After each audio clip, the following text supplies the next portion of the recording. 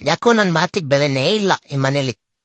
1 ವಾರದಿಂದ ಹೇಳ್ತಾ ಇದೀನಿ ಚಿಕನ್ ಮಾಡ್ಕೊಡಿ ಅಂತ ಹೇಳಿ, ಮಾಡ್ಕೊಡ್ತಾನೆ ಇಲ್ಲ ನಮ್ಮಮ್ಮ ಮಾಡ್ಕೊಡೋರಿಗೆ ಎದ್ದೇಳಲ್ಲ.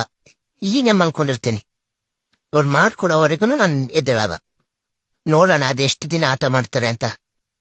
ಎಷ್ಟು ದಿನ ಅಂತ ತರಕಾರಿ ತಿನ್ನೋದು? ನಿನ್ನೆ ಕ್ಯಾರೆಟ್ ತಿಂದೆ, ಎಲ್ಲ ತಿಂದೆ ತರಕಾರಿ.